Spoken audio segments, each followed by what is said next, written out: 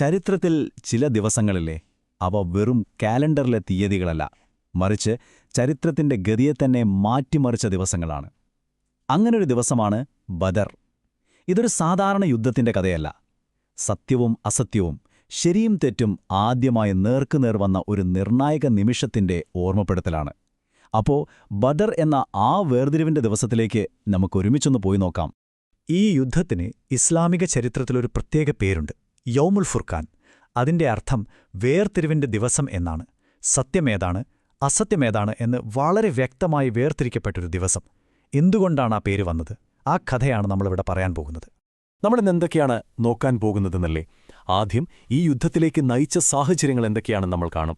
പിന്നെ യുദ്ധക്കളത്തിലെ അവിശ്വസനീയമായ ആൾബലത്തിലെ വ്യത്യാസം കാണും. അതിനുശേഷം ആ വിജയത്തിനു പിന്നിലെ രഹസ്യങ്ങൾ എന്തൊക്കെയാണെന്ന് ചർച്ച ചെയ്യും. പിന്നെ വിജയത്തിനു ശേഷമുണ്ടായ മനുഷ്യത്വപരമായ സമീപനത്തെക്കുറിച്ചും അവസാനം ബദർ നമ്മൾ ഓരോരുത്തരോടും പറയുന്ന ഏറ്റവും വലിയ പാഠമെന്താണെന്നും മനസ്സിലാക്കാം. അപ്പോ നമുക്ക് തുടങ്ങാം. എങ്ങനെയാണ് കാര്യങ്ങൾ ഇങ്ങനെയൊരു വലിയ ഏറ്റുമുട്ടലിലേക്ക് എത്തിയത്?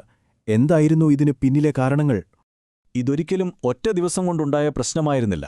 വർഷങ്ങളോളം മക്കയിൽ സഹിച്ച ക്രൂരമായ പീഡനങ്ങൾ, സാമ്പത്തികമായി ഒറ്റപ്പെടുത്തിയ ഉപരോധം, അവസാനം സ്വന്തം വീടും നാടും ഉപേക്ഷിച്ച് മറ്റൊരു നാട്ടിലേക്ക് പലായനം ചെയ്യേണ്ട വന്ന അവസ്ഥ. ഇതൊക്കെ കഴിഞ്ഞു അവിടെയും സമാധാനം കൊടുക്കാതെ ആക്രമണങ്ങൾ തുടർന്നപ്പോഴാണ് ബദ്ർ സംഭവിക്കുന്നത്. അതുകൊണ്ടുതന്നെ ഇതൊരു ആക്രമണമായിരുന്നില്ല, മറിച്ചൊരു പ്രതിരോധമായിരുന്നു, പിടിച്ചു നിൽക്കാനുള്ള ഒരു ശ്രമം. ശരി, ഇനി നമുക്ക് നേരെ ബാറ്റിൽ ഫീൽഡിലേക്ക് പോകാം. ഇരുവശത്തുമുണ്ടായിരുന്ന സൈന്യങ്ങൾ തമ്മിൽ എത്ര വലിയ വ്യത്യാസമുണ്ടായിരുന്നെന്ന് നിങ്ങൾക്കറിയാമോ? ആ കണക്കുകൾ കേട്ടാൽ ഒരുപക്ഷെ നമ്മൾ ശരിക്കും ഞെട്ടിപ്പോകും. ഇത് നോക്കിക്കേ, ഈ വ്യത്യാസം കണ്ടോ? ഒരു വശത്ത് വെറും 313 പേർ, മറുഭാഗത്തോ 1000-ഓളം വരുന്ന യുദ്ധത്തിനു വേണ്ടി തയ്യാറെടുത്ത് വന്ന ഒരു വമ്പൻ സൈന്യം, 3 ഇരട്ടിയിൽ കൂടുതൽ. ലോജിക്കായി ചിന്തിച്ചാൽ ഈ കളി തുടങ്ങുന്നതിന് മുന്നേ തന്നെ ഫലം ഉറപ്പല്ലേ? പക്ഷെ കഥ അവിടെ തീരുന്നില്ല. ആൾബലം മാത്രമായിരുന്നില്ല പ്രശ്നം. മുസ്ലിം സൈന്യത്തിന്റെ കയ്യിൽ ആകെ ഉണ്ടായിരുന്നത് 2 കുതിരകൾ, 70 ഒട്ടകങ്ങൾ, അത്രയുള്ളൂ. എന്നാൽ ശത്രുക്കളുടെ ഭാഗത്ത് 100-ലധികം കുതിരകളും 700-ലധികം ഒട്ടകങ്ങളും പോരാത്തതിന് ഏറ്റവും മികച്ച ആയുധങ്ങളുമുണ്ടായിരുന്നു. അതായത് ഒരു തരത്തിലും മാച്ചാവാത്തൊരു പോരാട്ടമായിരുന്നു ഇത്. അപ്പോ നിങ്ങളുടെ മനസ്സിലും ഇതേ ചോദ്യം കാണും. ഇതെങ്ങനെ സംഭവിച്ചു? ഇങ്ങനെ ഒരു സാഹചര്യത്തിൽ എങ്ങനെയാണവർ ജയിച്ചത്? അതിനുള്ള ഉത്തരം 2 കാര്യങ്ങളിലാണ്. ഒന്ന്, തങ്ങളെ സഹായിക്കാൻ ഒരു ശക്തിയുണ്ടെന്ന ഉറച്ച വിശ്വാസം. 2, കിടിലൻ യുദ്ധതന്ത്രങ്ങൾ. ആ ചെറിയ സൈന്യത്തിന്റെ ഏറ്റവും വലിയ ശക്തി എന്തായിരുന്നു എന്നറിയാമോ? അവർ തനിച്ചല്ല എന്ന വിശ്വാസമായിരുന്നു അത്. ഖുർആനിൽ പറയുന്നുണ്ട്, അവരുടെ ധൈര്യം കൂട്ടാനും അവരെ സഹായിക്കാനുമായി 1000 മലക്കുകൾ, അതായത് ദേവദൂതന്മാർ ഇറങ്ങിവന്നു എന്ന്. ഈ ഖുർആനിലെ വാക്യത്തിനു പിന്നിലൊരു അത്ഭുതകരമായ കഥയുണ്ട്. യുദ്ധം നടക്കുന്നതിനിടെ പ്രവാചകൻ ഒരു പിടി മണ്ണെടുത്ത് ശത്രുക്കൾക്ക് നേരെ എറിഞ്ഞു. എന്താ സംഭവിച്ചെന്നറിയോ? ആ ഒരു പിടി മണ്ണ് അവിടെയുണ്ടായിരുന്ന എല്ലാ ശത്രുക്കളുടെയും കണ്ണിലെത്തി. അവരുടെ സൈന്യത്തിലാകെ ഒരു വലിയ ആശയക്കുഴപ്പം തന്നെ അതുണ്ടാക്കി. അതാണ് ഈ വാക്യത്തിൽ പറയുന്നത്, നിങ്ങൾ എറിഞ്ഞപ്പോൾ യഥാർത്ഥത്തിൽ എറിഞ്ഞത് നിങ്ങളല്ല, ദൈവമായിരുന്നുവെന്ന്. ചെറിയൊരു മനുഷ്യന്റെ പ്രവൃത്തിക്കു പിന്നിലും വലിയ ദൈവിക സഹായമുണ്ടാകാം. എന്നാൽ വിജയം വെറും ദൈവിക സഹായം കൊണ്ട് മാത്രമായിരുന്നില്ല. അവിടെയാണ് മനുഷ്യന്റെ ബുദ്ധിയും തന്ത്രങ്ങളും വരുന്നത്. ഒന്നാമതായി, കൂടിയാലോചന. ഏത് ചെറിയ തീരുമാനമെടുക്കുന്നതിനു മുൻപും എല്ലാവരുമായി സംസാരിച്ചിരുന്നു. രണ്ടാമത്തേത്, ഇതൊരു ബ്രില്യൻ മൂവായിരുന്നു. ഹുബാബ് ഇബ്നു മുന്ദിർ എന്നൊരാളുടെ ഉപദേശം കേട്ട് അവർ ആ യുദ്ധസ്ഥലത്തെ വെള്ളമുള്ള കിണറുകളുടെയെല്ലാം കൺട്രോൾ ഏറ്റെടുത്തു. ശത്രുക്കൾക്ക് വെള്ളം കിട്ടാതെയാക്കി. പിന്നെ ശത്രുക്കളുടെ ഏറ്റവും അഹങ്കാരിയായ നേതാവ് അബൂജഹലിനെ പരാജയപ്പെടുത്തിയത് ആരാണെന്നറിയോ? 2 ചെറിയ പയ്യന്മാരായിരുന്നു. അങ്ങനെ യുദ്ധം കഴിഞ്ഞു, വിജയമുറപ്പായി. പക്ഷേ ബദ്റിന്റെ യഥാർത്ഥ കഥ തുടങ്ങുന്നത് ഒരുപക്ഷേ ഇവിടെ നിന്നായിരിക്കാം. ജയിച്ചതിനുശേഷം പിടിക്കപ്പെട്ട ശത്രുക്കളോട് എങ്ങനെ പെരുമാറിയെന്നതിലാണ് ബദ്ർ ശരിക്കും ചരിത്രത്തിൽ വേറിട്ട് നിൽക്കുന്നത്. അന്നത്തെ കാലത്ത് ആരും ചിന്തിക്കുക പോലും ചെയ്യാത്ത കാര്യങ്ങളാണ് അവിടെ നടന്നത്. തടവിലാക്കിയ ശത്രുക്കൾക്ക് അവരെ പിടിച്ച സൈനികർ കഴിക്കുന്നതിനേക്കാൾ നല്ല ഭക്ഷണം കൊടുത്തു. അവരെ ഒരു തരത്തിലും ഉപദ്രവിച്ചില്ല. മോചിപ്പിക്കാനുള്ള പണം, അതായത് മോചനദ്രവ്യം, ഓരോരുത്തരുടെയും സാമ്പത്തിക ശേഷി നോക്കി മാത്രമാണ് തീരുമാനിച്ചത്. എന്നാൽ ഇതിലെ ഏറ്റവും വിപ്ലവകരമായ ഐഡിയ ഇതായിരുന്നു.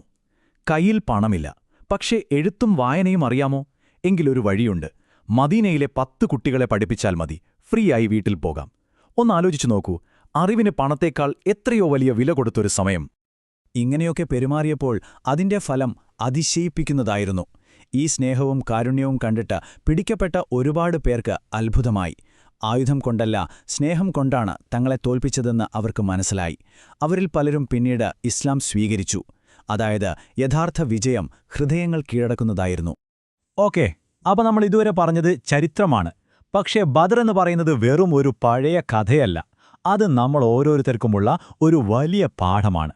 യുദ്ധമൊക്കെ കഴിഞ്ഞ് തിരിച്ചു വരുമ്പോൾ പ്രവാചകൻ കൂടെയുള്ളവരോട് ഒരു കാര്യം പറഞ്ഞു: നമ്മൾ ചെറിയ യുദ്ധം കഴിഞ്ഞ് വലിയ യുദ്ധത്തിലേക്ക് പോവുകയാണ് എന്ന്. അപ്പോൾ എല്ലാവർക്കും അത്ഭുതമായി. ബദ്രിനേക്കാൾ വലിയ എന്ത് യുദ്ധം? അപ്പോഴാണ് അദ്ദേഹം ആ മറുപടി പറഞ്ഞത്: ഏറ്റവും വലിയ യുദ്ധം പുറത്തുള്ള ശത്രുക്കളോടല്ല, അത് നമ്മുടെ ഉള്ളിൽ തന്നെയാണ്. നമ്മുടെ ഈഗോയോട്, നമ്മുടെ ദുഷിച്ച ആഗ്രഹങ്ങളോട്, അതിനോടുള്ള പോരാട്ടമാണ് ഏറ്റവും വലുത്. ഇതാണ് ബദർ പഠിപ്പിക്കുന്ന ഏറ്റവും വലിയ പാഠം. പുറത്തൊരാളെ തോൽപ്പിക്കുന്നതിലല്ല കാര്യം. യഥാർത്ഥ വിജയമെന്ന് പറയുന്നത് നമ്മളെ തന്നെ തോൽപ്പിക്കലാണ്. നമ്മുടെ ഉള്ളിലെ അഹങ്കാരത്തെ, സ്വാർത്ഥതയെ, തിന്മയെ, അതിനെയൊക്കെ കൺട്രോൾ ചെയ്യുന്നതാണ് ശരിക്കുള്ള വിജയം. അപ്പോൾ ഈ കഥയിൽ നിന്ന് നമുക്ക് എന്തൊക്കെയാണ് പഠിക്കാനുള്ളത്? ഒരു 3 പ്രധാനപ്പെട്ട കാര്യങ്ങളുണ്ട്. 1. ശരിക്കുള്ള ശക്തിയെന്ന് പറയുന്നത് ആയുധങ്ങളിലോ ആൾബലത്തിലോ അല്ല, അത് നമ്മുടെ വിശ്വാസത്തിലും നിലപാടിലുമാണ്. 2. ജയിച്ചാൽ അഹങ്കരിക്കുകയല്ല വേണ്ടത്, കൂടുതൽ വിനയവും കരുണയും കാണിക്കണം. 3ാമത്തെയും ഏറ്റവും പ്രധാനപ്പെട്ടതുമായ കാര്യം, നമ്മുടെ ജീവിതത്തിലെ ഏറ്റവും വലിയ പോർക്കളം നമ്മുടെ ഉള്ളിൽ തന്നെയാണ്. 1400 വർഷം മുൻപ് നടന്ന ഈ വേർതിരിവ് അത് ഇന്നും നമ്മുടെ ജീവിതത്തിൽ പ്രസക്തമാണ്, അല്ലേ? കാരണം നമ്മുടെ എല്ലാവരുടെയും ഉള്ളിൽ ഇങ്ങനൊരു പോരാട്ടം എപ്പോഴും നടക്കുന്നുണ്ട്, ശരിയും തെറ്റും തമ്മിൽ, നന്മയും തിന്മയും തമ്മിൽ.